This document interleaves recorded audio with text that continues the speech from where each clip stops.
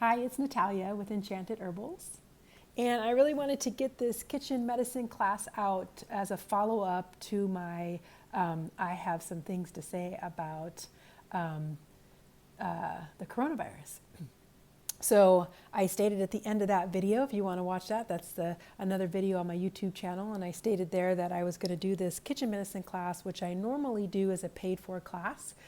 But because of what's going on, I am just offering it up here. And I'm going to ask if you are drawn to it to just send out some donations to me or whatever you feel you're capable of doing at that time. In the description, I'm going to hopefully put my PayPal link. And if you feel drawn to throw me a few bucks for doing this video, then that is great. If not, then that's great also. I'll probably remind you again towards the end of the video, but so I just kind of wanted to, I'm not into like video production, so I mean, as you can tell, right? But I wanted to try to get in as much of this good food that I have here as I can. So there's a whole bunch more over here and over there, but I'll kind of just hold it up as I go through. So this kitchen medicine class is all about what you have in your kitchen and how you can use that to empower yourself on true health care. What we have now out here, our health system now is not health care. It's not about keeping you healthy, right? It's just about treating symptoms when you do get sick. So I'm a big proponent of integrative medicine, so using both. So I'm not denying allopathic, but I definitely gear more towards holistic, especially for prevention. Holistic shines. So I gotta have to squat down to make sure that I'm all in there, and it's kind of weird. So that's what we're going to talk about today. So we're going to talk about prevention, keeping yourself well, and then I'm giving you a handful, a dozen or so different herbs and things that you could make in case you do get sick, just to empower you.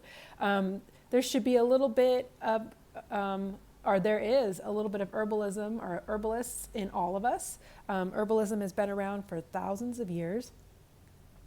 We've used spices for even longer than that.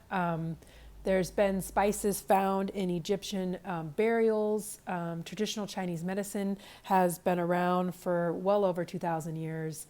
And there are recorded cases of using herbs in those situations or in those modalities. Sometimes, or when we go way back, we used to just put herbs in our food to help the food taste better, because mostly meats were rotten, right? We didn't have refrigeration. But some of those herbs that we would pair up with a lot of those meats actually helped to keep people well and not getting sick from the meat. Like sage is a perfect example. If you throw sage in with meat that's kind of sketchy, not that I'm recommending that, I'm just stating it, that sage can help combat any food poisoning that you might get. And sage is actually one remedy that I do recommend for food poisoning. So the remedies that I'll be giving you here today are all food quality remedies, but check with your doctor if you need to. There'll be a couple of herbs that you want to kind of know a little bit more about, especially if you're pregnant, nursing, things like that. So I'll try to remember to throw those out as I go. But this is just an informational video. You make the call on what you need and it's best for your health. So herbalism has been around for quite a long time. It's amazing how our American culture has gotten away from putting spices into food, right? So we're pretty much a salt kind of society. Even throwing black pepper in there sometimes upsets people's delicate senses.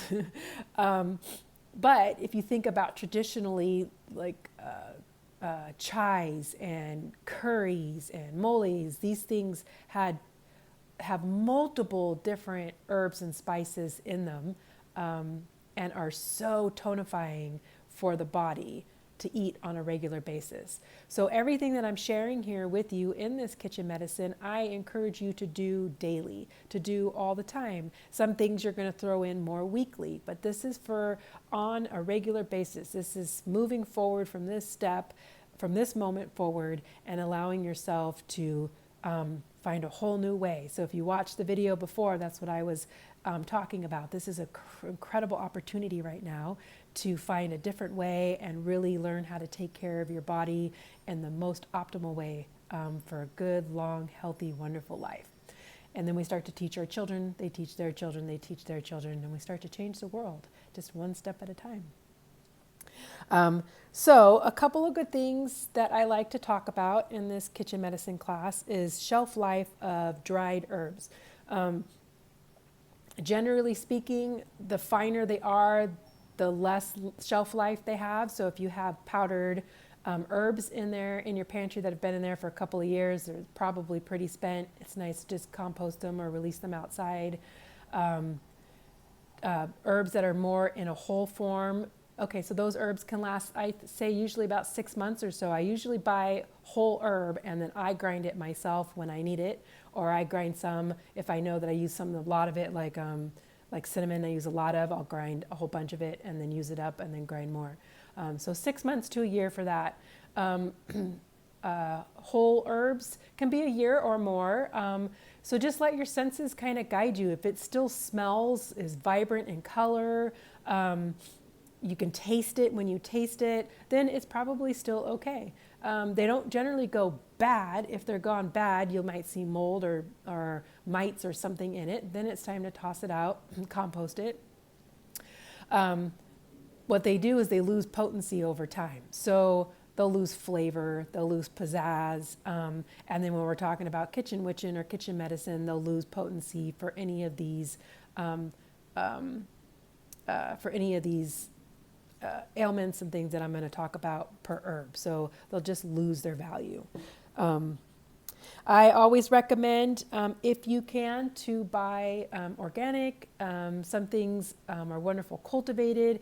I live here in the Sonoran Desert. I live in the valley, and we can grow a lot here. I mean, I'm an herbalist and I kill a lot of plants. It's very sad, but I keep trying. You can grow a lot here. So you can have a whole culinary garden almost all year, if not all year long here. So get out there, get your hands dirty, start growing. I'm going to try to stop saying so much. Otherwise, buy organic. Local is really great. Farmers markets are really great. We have tons of farmer markets here in the valley. Just check wherever you're at, what farmer markets are good. Great herbal stores, if you can find a good source for your herbs. A lot of these herbal stores have great selection of bulk herbs. And the one I'll just throw out there is Desert Sage Herbs. I used to work there. They're fantastic people. All herbalists that work there, and they have, see if I can remember right, well over 200 bulk herbs and spices. It might be more than that. So it's a good resource, and you can buy them by the ounce. Refill your jars. Just kind of shop around. Just look around. Online, I like to order from. My main go-to is Mountain Rose Herbs. They're an ethical company, and I like to order from them. Let's see. Growing your own. I recommend too, if you're going to grow your own, that you start by seed or you get local starters. Some places that you might find at grocery stores, they're not local starters. They started them in California, or maybe you're in California and that works for you, but they'll start them in a different state, and then you try to plant them, especially here in the desert. You try to plant them and they're just not going to survive. They're not used to this climate, so they just kind of fry out really easily. So starting them from seed is really great, like making your little seedlings and planting them. Or I'm a grower, but I can't talk too much about growing because, again, I kill plants, so I'm not doing something right.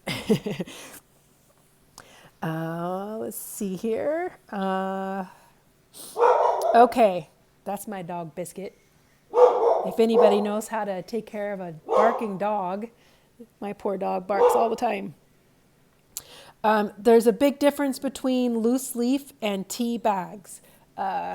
So when we're talking about any kind of herbal teas, I do recommend, again, buying in bulk and having your herbal collection in glass jars in a cool, dark place. That's like the best thing. and then you use it as you need. Tea bags themselves, especially mainstream tea bags, can have different kind of chemical glues in them. The bags can be toxic and the glue can be toxic. But there are lots of really great tea bag companies. Traditional Medicinal, Yogi Tea are a couple of tea bags.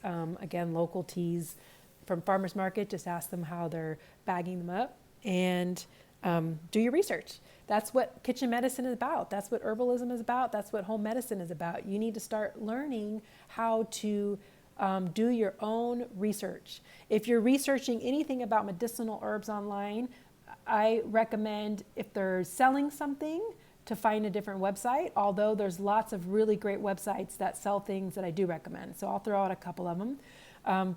For information, I like Christopher Hobbs. I like David Winston's website. You kind of have to follow some links, but you can find a lot of herbal information on that. Aviva Ram, Torona Low Dog. I hope I said that right. Let's see.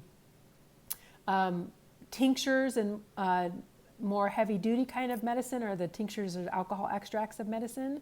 I recommend usually like Herb Farm, Herbs, etc. Local, if you know somebody who's doing their own medicine, but that's a totally different kind of medicine, so I won't address that too much.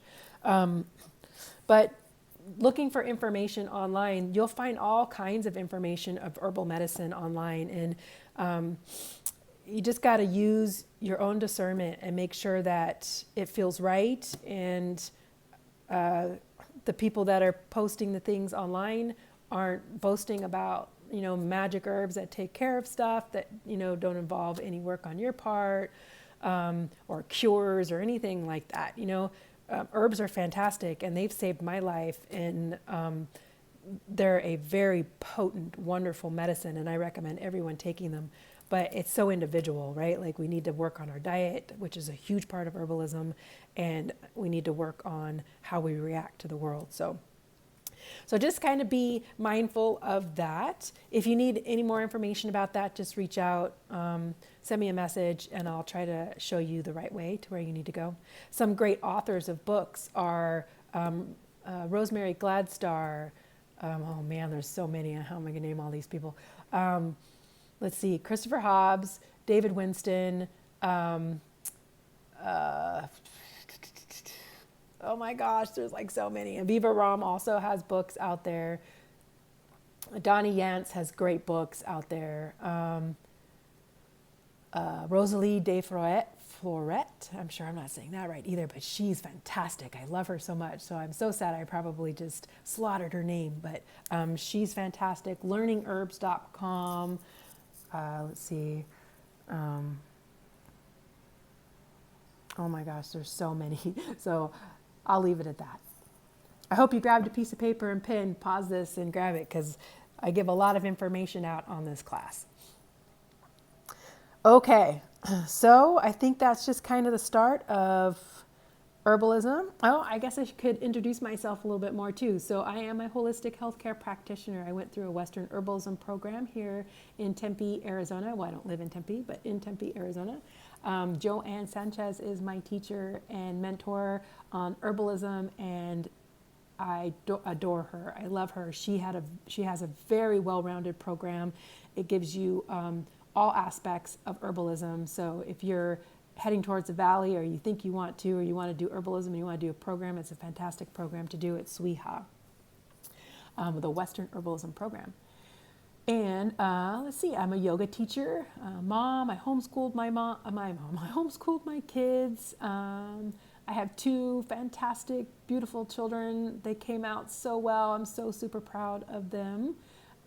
Let's see, my girl is 18, about to graduate high school. My son is 21. He's in the Air Force. Super proud of both of them. I can't believe I have two adult children. Time goes by so fast. I am a herbal clinician as well. I see clients 101, and I'm also a Reiki practitioner. I do deep healing work, wound work, mother wounds, female. I do work on children for anxiety, asthma, sleep, digestion stuff, on adults as well. I have a lot of experience, so a lot of my experience is through myself and my family or close people that are been with me, and then seeing clients as well with that, with the herbalism. I love doing my energy work. That's a really great one also. I'm a big proponent of community and getting women together in a very loving, positive way and having us reconnect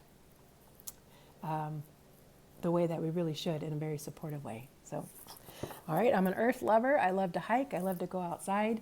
And I love to spend time with plants as much as I can. That's all about me, I guess. So let's get into some of these plants. So like I said, food is the basis of herbalism. So what you eat and how much of it you eat and how you take care of yourself through food is the basis. It's the most important part. So as a clinician, when I start to talk to clients about their food and give them a protocol of how they should eat based on what's going on in their body, a lot of times people want to fight me on that one, and that's totally fine. I get it. I wasn't always like this. I grew up on fast food, lots of sugar. I had body issues growing up, and so I get it. I get the addiction of that. But there's a time when we just kind of have to pull our pants up and change that and take ownership of your actions. Nobody's going to do it for you. It's all up to you. So all of these foods, these are fantastic.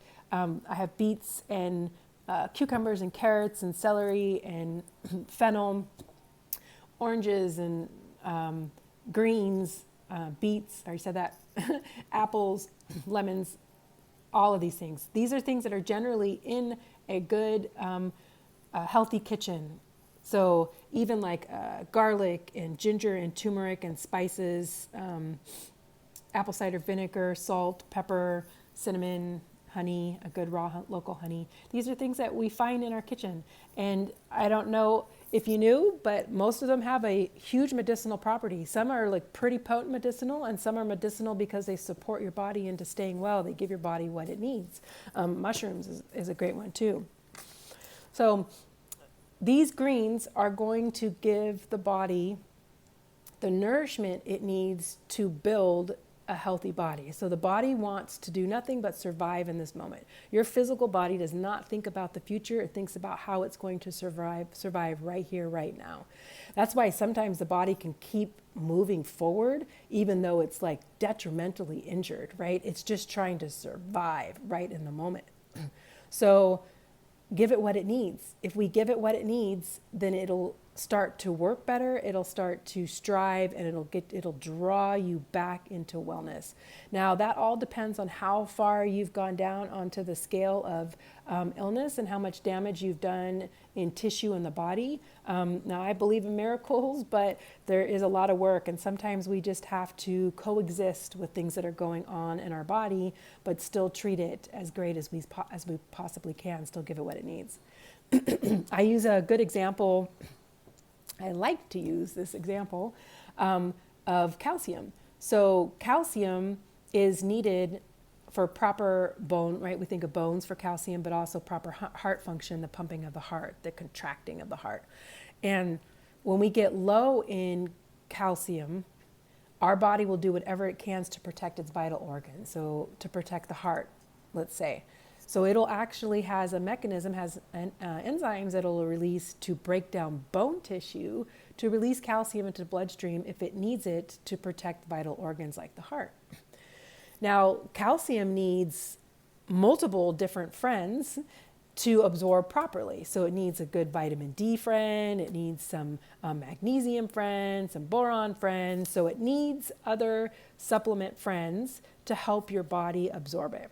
So if you're taking large quantities of calcium with nothing else and not eating a large diet, they have found now that that actually helps to promote heart disease and create calcification in the body. So we need to make it a whole food approach and a whole diets approach. Now that doesn't mean that I don't normally recommend supplements, because there are times where I recommend supplements when the digestion is not working adequately enough to absorb, or when you're so depleted in certain things that I just recommend it. Or magnesium, for instance.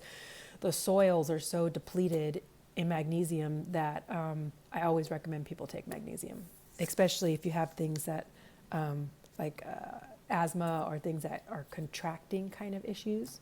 I always recommend that. So, but if you're eating a well-rounded diet on a regular basis, then ideally your body is doing all that for you. It's giving you everything that you need, or you're giving it everything that it needs to be the best person that it could be in that moment. So I also like to use the example of oranges and vitamin C. We can take large doses of the isolate absorbic acid, vitamin C. Intravenously, we could take a lot more. If we take pills internally, it eventually will give you diarrhea, and you have a stopping point, and then you have to come back. I do recommend vitamin C, especially cold and flu season, which we're going to be talking about today, this whole virus that's going on.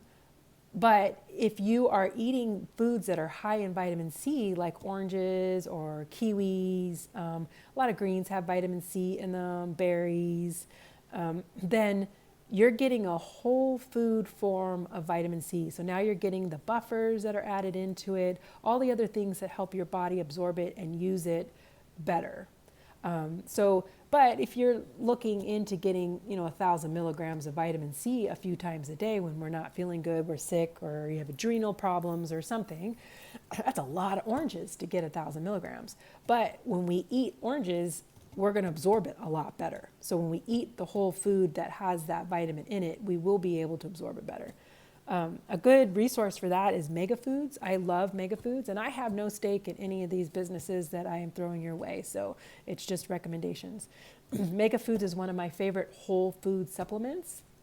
They do their research, they buy as local as they can, and they have a lot of great research on their website that you can look at as well. Okay, so let's see here. So what I plan to do with most of these is juice, because it is this virus that is going around. And when I do get sick, especially when I get really sick and it like really knocks me down, I do kind of pull back on too much heavy eating. I want my body's energy really to go towards the virus or whatever's going on in my body. That doesn't mean that I don't eat. I'm not one of those that does fasting around eating, because I feel like you do need the energy, but juicing is like immediate energy. There's no digestion to it. You get all those vitamins and minerals already ready to go in your body, easy to assimilate. So when you are sick, I always recommend that easy to assimilate kind of plants and foods. So soups, teas, decoctions, we'll go over those. Juices. If you don't have a juicer, that's okay. I use my Vitamix a lot too. You can throw everything in a Vitamix, and you can even strain out the pulp if you want. You can find a lot of really great recipes to use that pulp for muffins or cakes or cookies. So I suggest that, or composting it, or putting it out in your garden, or finding some place instead of just throwing it away. So you could do that, or even run it through the fruit processor and run it through cheesecloths and squeeze it out real good. So there's definitely ways to do it. Almost everybody's got a blender.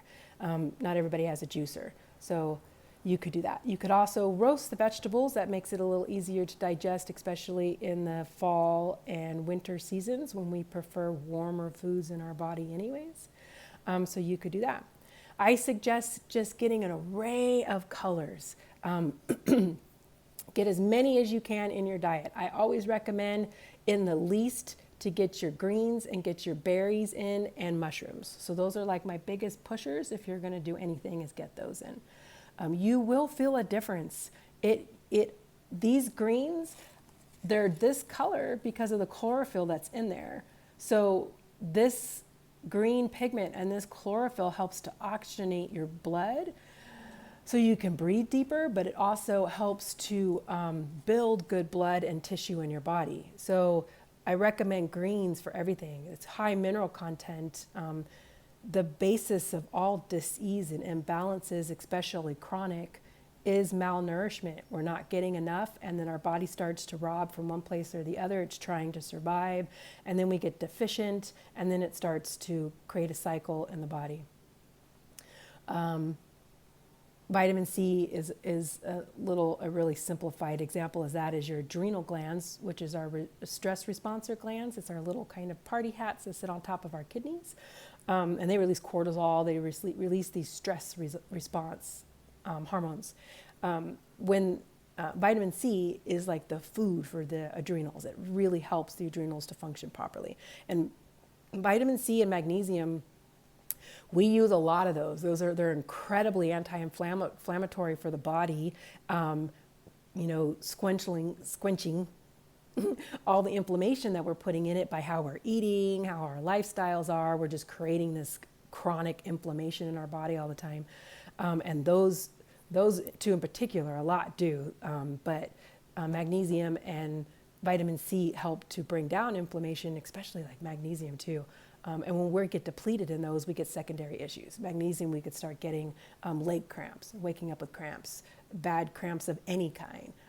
Thyroid starts to get tired because it doesn't have enough magnesium. So it's really important. The basis of a good life is a healthy diet. So that is kitchen medicine right there. So think about what you're bringing into your kitchen. Right now, because of this pandemic that's going on, so if somebody's watching this in the future sometime, it's 2020 and there's a huge pandemic of coronavirus, and we need to really be diligent about boosting up our immune system. So again, go back over and watch my my coronavirus video that I did. I have a huge pull and passion to really teach you what's really important about this virus, and how you can really take care of yourself, because toilet paper is not going to help you. You got to eat better. Okay, so like I said, this is my plan here for most of this is going to juice. My beets here, I have golden beets and red beets, which I don't generally like beets. They taste like dirt to me. I don't particularly care for them. Beet greens, I absolutely adore. But I love beet kvass. So making fermented foods is super easy. Look it up online, find how to do it. And beet kvass or fermented foods, I recommend at least a tablespoon of some sort of fermented foods every day. Help to help the gut, help to re-incubate the gut with healthy flora. So I'm sure you've heard about probiotics and gut flora by now. It's a pretty big deal. But our around 60 to 70% of our immune system is in our gut. We have a lot of lymph in our gut. We have neurotransmitters in our gut. That means things that are neurons, right? Things that are make us feel a certain way. Dopamine, serotonin. These all really important aspects of our body that are all converted or created or have some sort of play within the gut tissue. So it's super important. In the holistic field, a lot of us say that all disease started in the gut. So when your gut isn't being able to assimilate properly and you get proper nourishment, then you're not building anymore, right? You're not building a nice healthy body anymore. So getting some good fermented foods. So making a beet kvass. So I'm going to make beet kvass with this. These greens, I got some parsley here and some red cabbage. And I'm going to make a nice juice, a big batch of juice. So I like to make like a carrot juice, and usually like a carrot and pear or a carrot and apple. I've seen a couple of really wonderful friends post about carrot and cantaloupe that they've been doing lately. Beth, and I think I've seen my beautiful love Lisa Marie do that. You can even put like carrot and orange. So I kind of like to keep that one separate. I don't know why. Like it's just something that I do. And then the greens, I'll do mostly greens, and then I'll add like Gala apples. I'm particularly fond of Gala apples, so I'll add those in. And that's going to just help. So I usually do no more than 2 to 3 days worth of the juicing and try to keep it the least amount of air touching it, store it in the fridge, drink it up, get it going. It feels fantastic. So that is the basis of food. And then mushrooms. So I have some oyster mushrooms, and I have some shiitake mushrooms, but even button mushrooms, portobello mushrooms, these are really big immune building foods. So you can even look those up on the wide world web there and do some research. So I make all kinds of things with mushrooms. I have a great recipe. Oh no, I don't know her name. On Instagram, I can tag it. She put out a recipe for this vegan mushroom pate. Oh, it's so good. So I've been making that, but sauteed mushrooms. Okay, out of control. It's already 30 minutes and I was hoping to be done by now.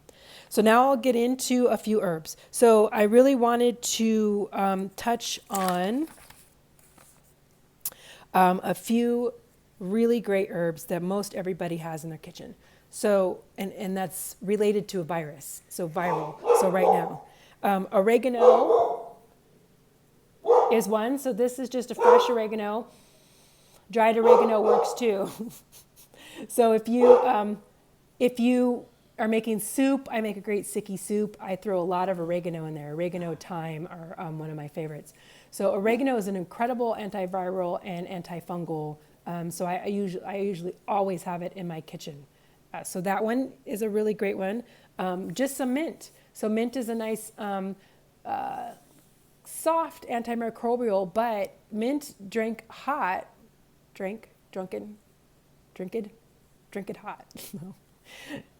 Making a hot cup of mint tea and drinking it while it's hot will help you regulate a fever.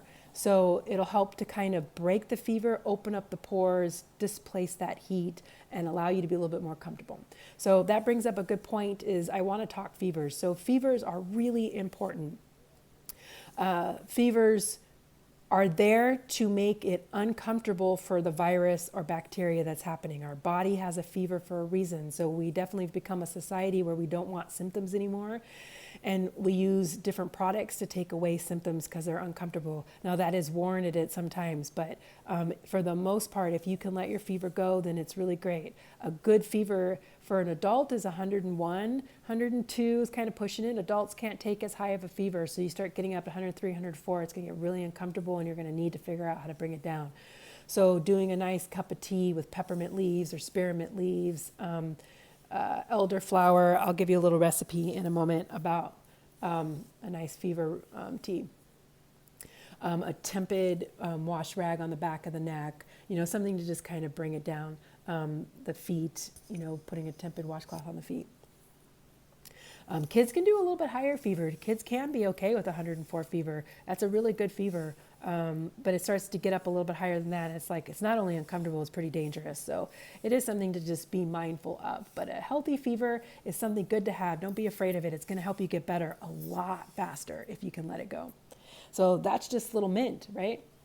Mint is also wonderful for your digestion. I'm going to try to keep to the viral aspect of everything, but I'll probably wind up throwing in more.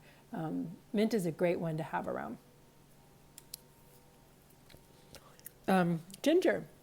So ginger root is really easy to find. I get organic only because the conventional ones are like huge. And I'm like, I'm not sure what you did to get that big. So I buy organic. Most everything I buy organic when I can afford it. If it's going to stress me out, I don't recommend that it stresses you out to buy organic. But for the most part, and there's the Dirty Dozen, Clean 15. I would look that up as well. That'll give you a better idea. Like some things I won't buy non-organic, like strawberries, I'll never buy if they're not organic. But anyways, ginger freezes really well. So sometimes you can get a big pack of it really cheap, and I put it in the freezer, or you can slice it and dehydrate it and then keep it dry. Whatever you need to do with it. So ginger is really incredible antiviral. I recommend that you have it. And I make all of these statements today just because of what's going on in the world right now. Be kind. You don't need to go out and buy the whole stock and load of whatever I'm recommending. Just take what you need. A lot of this stuff, a little goes a long way. You will be okay. Again, go back and look at my the coronavirus video. A lot of the big lesson around this virus is finding trust, and trust in yourself, trust in the world, and consuming a little bit less, and really learning what is important. So you don't need to go buy out a bunch, but sometimes you can get like a good container of it and then freeze it, and it lasts for a very long time. So incredible antiviral. Stephen Buhner is another one to look up. He has an antiviral and antimicrobial book, antibacterial book, and those are my first go-to. But he recommends juice shots of ginger right when you start getting sick, especially if you're getting sick and you're cold. Even if you have a fever and you're hot to the touch, but like you're like so cold, you're just not feeling good, ginger is going to be your big friend there. So I push a lot of ginger and a lot of elderberry right at the beginning, if it's really a cold feeling. If you're feeling super hot, then that's where echinacea steps in better. If you still like echinacea, your friend echinacea is always a good one right at the beginning. It doesn't do so good later on. Well, I'm not going to go into chronic with echinacea, but like chronic disease, but echinacea as an acute formula is one of the best things. It just kind of picks things up. We don't know a lot about this virus, so I'm talking about for a typical healthy person. If you have autoimmune disease, you are going to have to do a little bit more research and kind of check it out. But ginger is relatively safe for that. Ginger is one of those ones in large quantities, so probably not the juicing aspect if you're pregnant, especially in your first 2 trimesters or have ever had a threatened pregnancy. Then I would be cautious with it. If you are on blood thinners, there's also, so if you're on multiple medications as well, this is my disclaimer with that too, so check with the health provider if you need to. Okay, so juicing it, or I would take a couple of tablespoons of fresh ginger per cup of water and do a decoction with it. So I will talk about decoctions in a little bit, but ginger is really great. Antiviral. I mean, gingers are really great. Cramping, any kind of cramps. If you have regular menstrual cramps, start taking ginger at least a few days before your cycle starts, a week before your cycle starts, and it'll help to diminish those. It's an incredible anti-inflammatory, a good nausea. We all know it for nausea, for digestion. Like ginger is really great. So I always have it on hand. I only talked a little bit about oregano, but oregano is actually really fantastic in multiple theaters as well. So mint, oregano, and then I have a turmeric root. So this is really easy to find now. It wasn't just a few years ago, so now it is. I like fresh turmeric much better than dried, so I usually add that to my carrot juice too. So I like to juice it fresh. Dried turmeric I like in a curry, but not necessarily on its own. Like the flavor is just too intense for me, but that's my preference. That's who I am. So fresh turmeric I like so much better. It's like a little bit softer flavor. It is a softer flavor. So it's the same with ginger. Like ginger fresh and ginger dried actually have different components to them. The dried one is much more hot. It's much more heating. Fresh ginger is much more soft in that realm. It's still warming, but not as much as dried. So I tend to use more fresh, or I'll mix them. And then turmeric is an incredible anti-inflammatory. So its process in the virus is going to help any virus. So virus enters the body and it begins to attack our cells. It sends out its messages, or it sends out more of the virus. I'm not an immunologist, but I super love immunology. So I'll pull myself back. Okay, so the virus likes to attack the cells. So one of the great things that turmeric is going to do is inhibit it from attacking more cells. So it like really starts to strengthen your cells and bring down any inflammation. So it's going to be for that comfort level too. The same with ginger, kind of help bring down inflammation and pain and the fever or anything like that. But it's going to just kind of help your body fight better and help the virus to not invade as deep. Elderberry is another really great one for that. Doesn't help it to take hold as much as it could. So you get better faster. Turmeric is also, again, just as a kitchen medicine, something really fantastic for pain, for inflammation, chronic inflammation. To take turmeric on a regular basis is a really great thing if you can stomach it. Sometimes it's a little too heating. I have a few friends that can't take it because it's too hot for them. This is thyme. Don't we all need more thyme? Mm-hmm. Oh, I love thyme. I love fresh thyme so much. I feel like I could just like roll around in it. Thyme, my daughter is asthmatic, so thyme is her friend. So when she gets sick, thyme is in everything. That's why I put lots of thyme in my sicky soup for her. Thyme is an incredible antimicrobial, but it's antifungal, it's antiviral. It helps to break down mucus and thin it out. So we are finding that with coronavirus, that one of the big problems is that the mucus is so thick, we can't get it out. So drinking all of these warm teas and, a lot of juices or fresh vegetable juices is going to help to like thin out that mucus so you can get it moving. And thyme is really great for that. It also has an aspect and an affinity for the lungs. So it's a bronchial dilator. It helps you to like uptake and relax the tissue of the lungs. So that's why I always have it in my daughter's acute formulas. And it's worked so well. It's so fantastic. So thyme is an incredible antimicrobial, antiviral, bronchial dilator. I feel like I'm missing something. It's good for, so damp, like lung complaints, damp coughs, lymph, sore throat, congestion, even allergies. So is oregano. So a lot of these are going to have a very similar effect and crossover. A lot of them do. So sometimes herbs just have little different kinds of effects or affinities to different tissues. So we really kind of start to hone in on that. So like even though thyme is really good for a sore throat, I use it more when there's a lot of congestion in the sinuses and the lungs. But sage, on the other hand, is really good for congestion as well, but has a wonderful affinity for sore throats. So this is one that I will do more when there's an actual just sore throat. But if I don't have that, I can use thyme, I can use oregano, or good old saltwater gargles, which I'll talk about. But so sage is great antimicrobial. It's a wonderful thing to take. I don't do a lot of sage. Sage is a really potent medicine.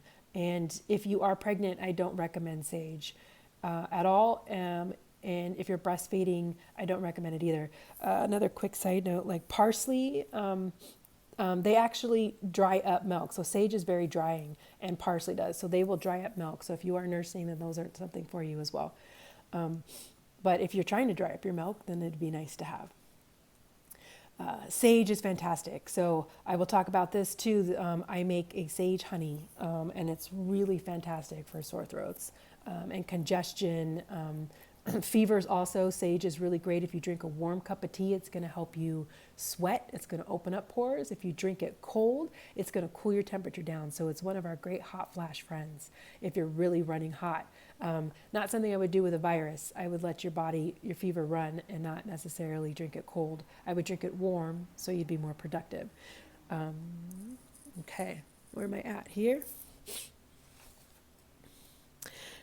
Okay, cinnamon. So cinnamon, these are my cinnamon sticks, which I just picked these up at the store. So I don't know about those ones very much. But I usually buy my cinnamon chips through Mountain Rose Herbs or get them at Desert Sage. And then I grind them myself. I was out. And I'm making my Be Well syrup, so I needed it. So cinnamon is an incredible antiviral. That is something that I would have on hand all the time. Cinnamon is great at a lot of things. It is like warming and stimulating, so it's good for pain, especially when it's stagnant pain that's not moving. Just like anything that's kind of warming, like ginger was the same, pepper is the same, things that are hot and spicy.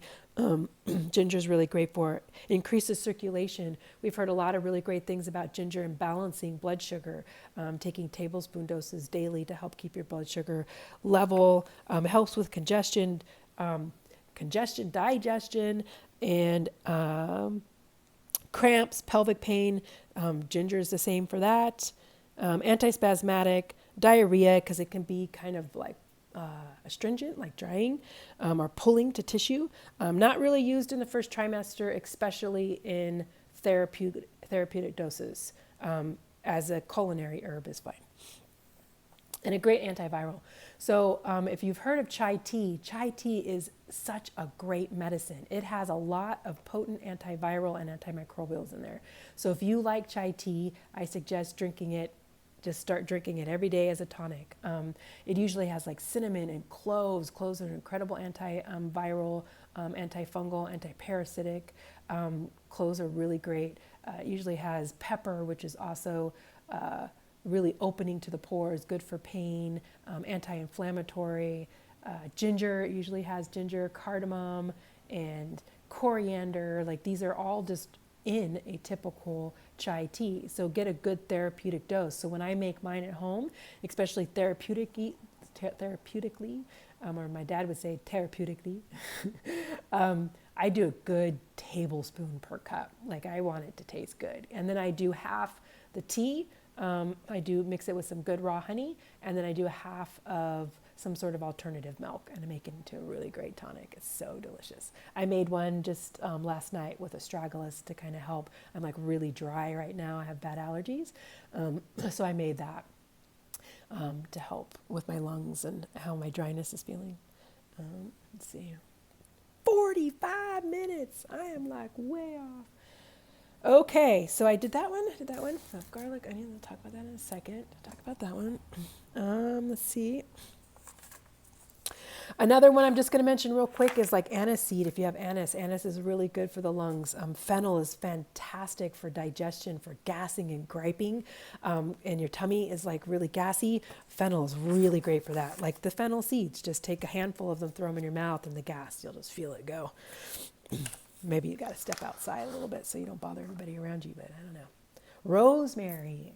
Oh, I have a rosemary bush out front, but I didn't bring any in. Rosemary is a great, I was trying to stick to viral herbs, that's why. Rosemary is a great brain tonic and circulatory tonic, good for pain and inflammation, digestion. It does help with coughs and allergies and lung complaints as well. So it's like, kind of helps you breathe deeper, breathe better. So it is one that is an honorable mention for sure. Let's see. Okay, so now I'm going to try to get into more of the foods. A couple other herbs that are kind of super easy to grow, a lot of people have, is the rosemary, lavender, and peppermint. So I talked about mint. Lavender is really easy to grow, and rosemary is really easy to grow. So lavender is really calming. It's a great antiviral as well and antifungal, but it's just going to kind of help calm your body down, because if you have the flu, you don't feel good at all, right? It hurts, like it hurts deep in your bones. So lavender is just going to be nice to add. So I like to do this nice little tea. It's just a super simple tea. I have other herbs that I add to it but for the kitchen medicine, I do mint, elderflower, lavender, and then maybe I add thyme, maybe I add ginger, maybe I add a little sage, just depending on who you are and what you need. And then I drink that warm and on a continual basis, like maybe a quarter cup every 30 minutes. Like just kind of keep it going and let your pores open, let yourself sweat. The thing with a fever is once you sweat and you break it out, you're going to release so much of all those little toxins and little dead virus beings in your body. Like we need to get rid of them. So we need the kidneys moving, you need to be peeing, you need to be sweating them out, hydrating really well. So it's going to really help with that. Fenugreek. If you have fenugreek, I'm just going to mention this real quick, like in a cold infusion, putting fenugreek in water and putting it in the refrigerator and letting it sit overnight is super moistening and helps with that thick phlegm that doesn't move in the chest. So that's a really nice one to have. I find that more time than not, people with a cough have a dry cough, even though you might hear phlegm. If it's really rattly and you're like, making this noise and it's super rattly, then that's clearly like a wet cough. But a dry cough, generally you can't get it up. It's like so dry and it's just like in your lungs and you have a hard time moving it out. And I find that people tend to have that more than not. And that's where a lot of these herbs are good. Thyme is actually good for helping to dry out a super wet cough.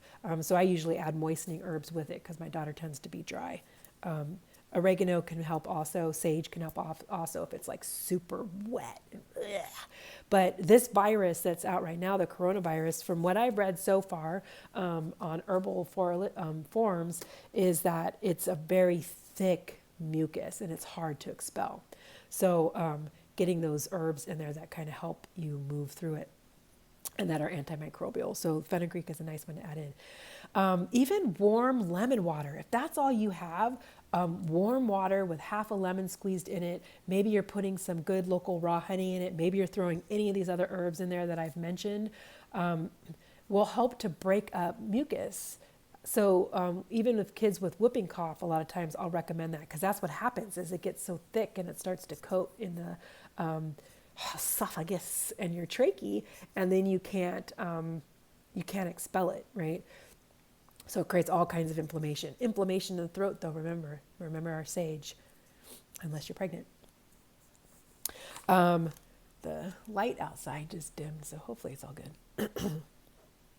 Excuse me. Thank you. Okay. I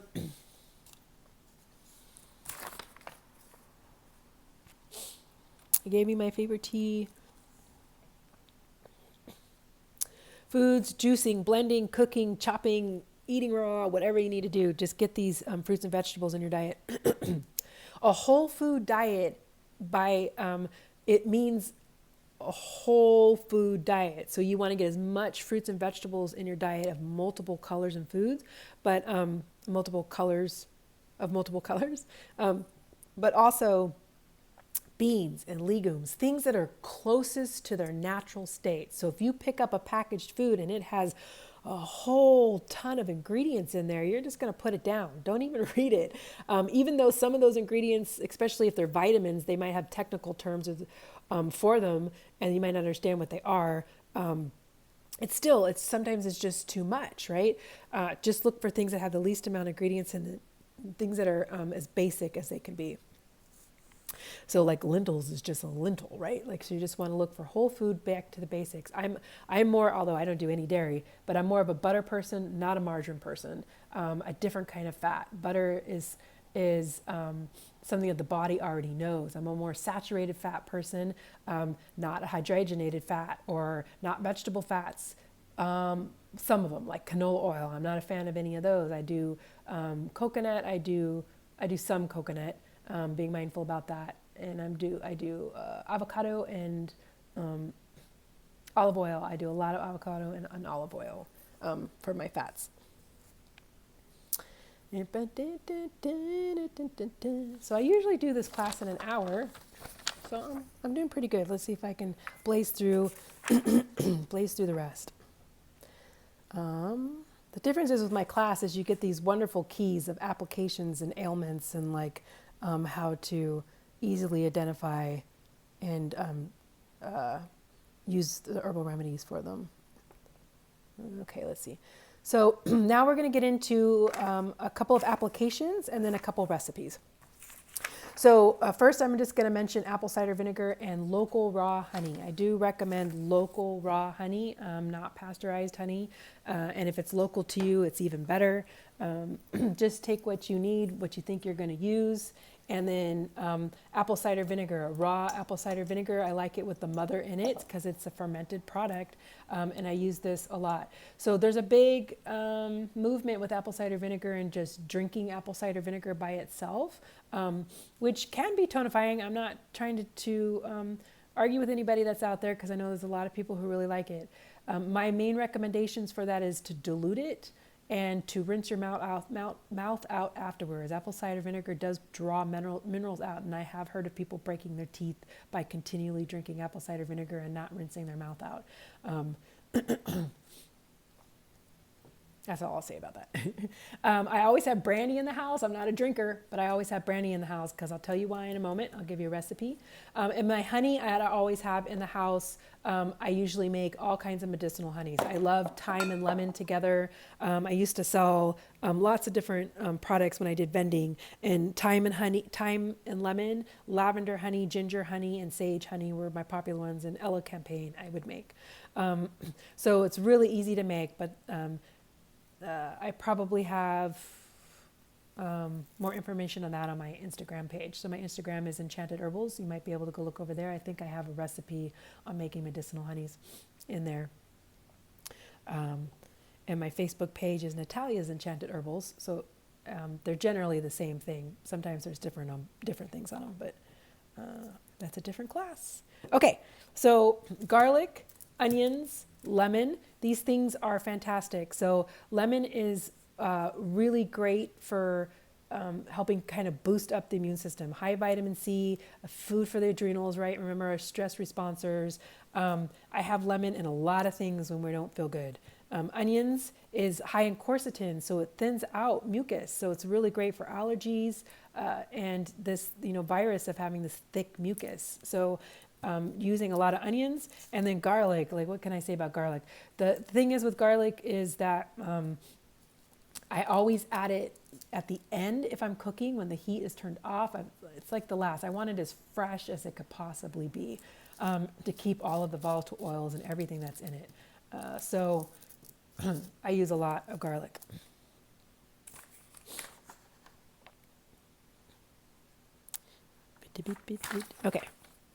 Okay, so now I'm going to throw out a few applications. If you want more information on these applications, you might have to look to a different video of mine or look on my social media pages to see if I have more, or reach out to me and I can give it to you.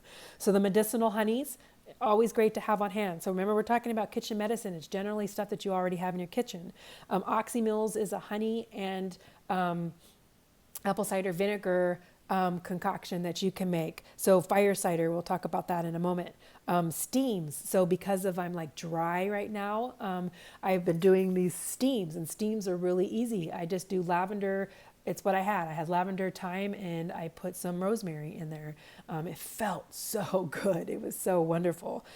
So do herbal steams. Research that. Compresses and poultices. So compresses are using a really concentrated tea and then dipping a cloth in there and putting it on. So you could do that with any of these type of herbs, and then put it on your chest to help break up mucus, or on your face. Breathe it in when it's nice and warm. Poultices are actually using the plant itself, where you kind of, take the plant or take the herb or like garlic maybe, and you put it on something that's that needs an external. So these are all external. Those ones are externals, obviously. Teas and decoctions, I'll touch that in a minute. Syrups, I talk about that all the time. I just made my Be Well syrup, or I'm in the process of it right now. Foods, and then these are different applications. Infused oils, so making medicinal oils. You can make that with ginger. I make a pain oil with ginger. Yep.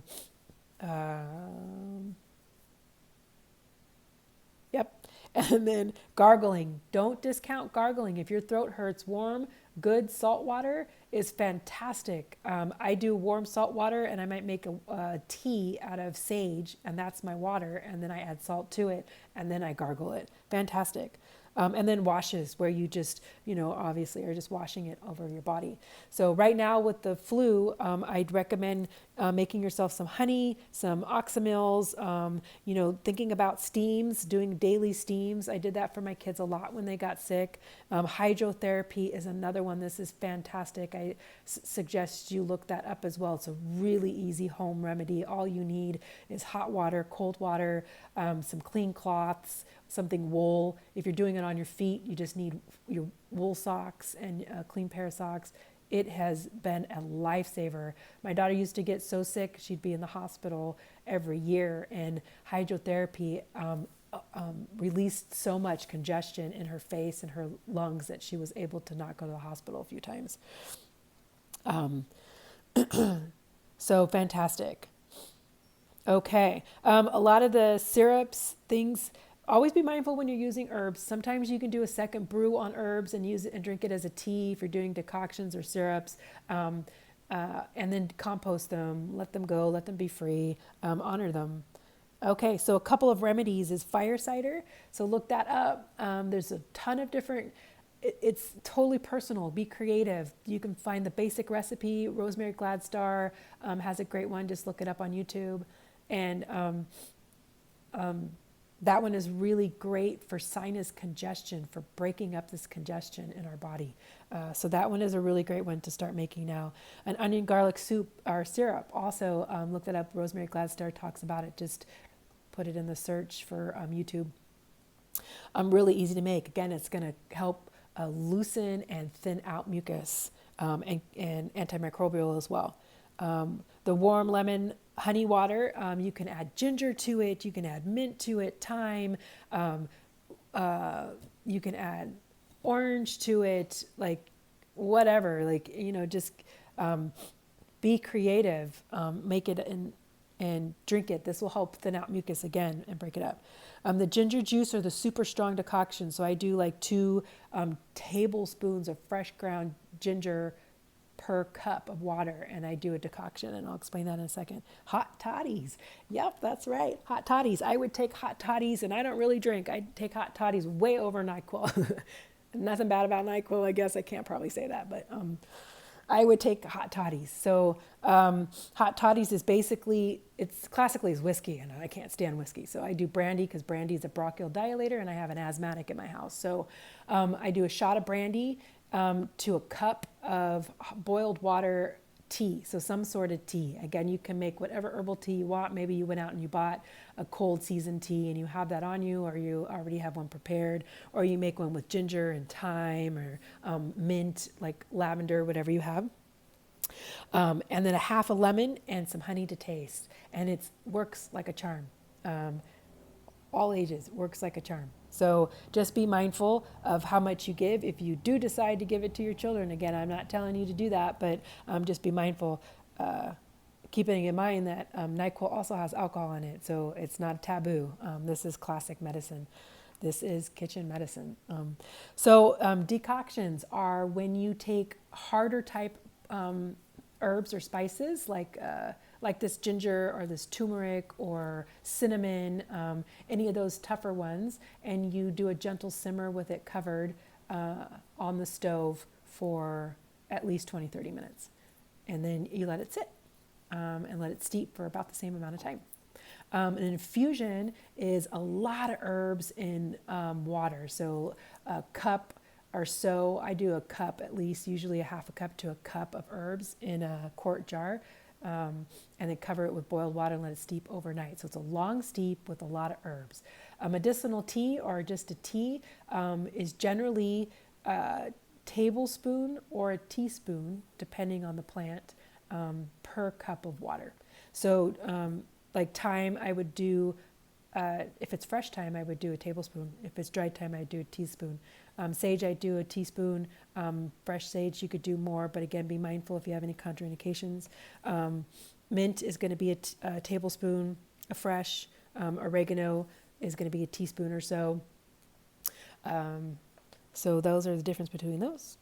This is my quart jar. I put it out here. I have multiple of them. I do everything in a quart jar. I make everything, infusions, I do it all in this quart jar. My fire cider, everything. So you don't need any special tools. I have a quart jar, I have a strainer, I have a wooden spoon, and I have saucepans. Like, I don't have anything super fancy at all. And I'm going to throw out just a couple of supplements because we are talking about this virus. So vitamin C is super important. You can take vitamin C till bowel tolerance. If you're a smoker, take even more.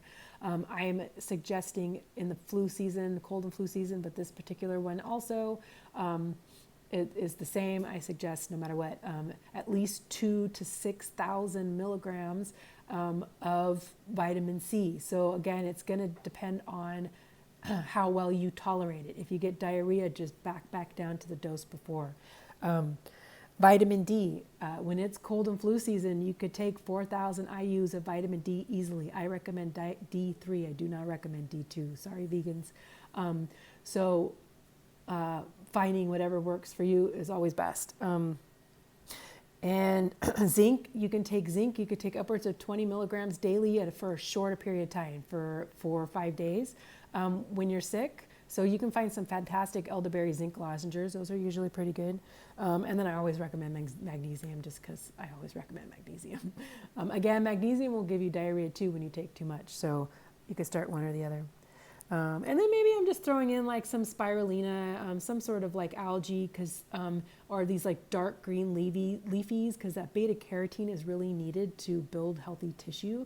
So if you've just been sick and your tissues are all tired and need a little oomph, then maybe adding some more of those in. And I recommend those because it's really hard to get those amounts in that quantity whole food form. But again, remember, you do absorb it better whole food form. So, okay. Well, if you have any other questions, just throw them down into my comments down there, and I will answer them as fast as I can and the best that I can. Stay well out there. Please eat your fruits and veggies. Kitchen medicine is where it's at. There's so many more wonderful herbs that you can dabble into, especially, like I said, chamomile is really great for pain. You can usually find herbs pretty easy in tea form, especially Traditional Medicinals has some great teas that you can find out there. Lemon balm is another really fantastic antiviral and daily tonic, good for cognitive function and memory. I could just keep going. But this is kitchen medicine. So this is just kitchen medicine 101. I do have a kitchen medicine 202 that I do. But I'm putting this out for you for free just because I know there's a lot of fear going on. So stay calm, stay cool, take deep breaths, empower yourself, know that you can do this. And if you feel like donating anything to me, check out my link below for my PayPal account and send me out a donation for watching this video. Please share, and take care. See ya later, Tater.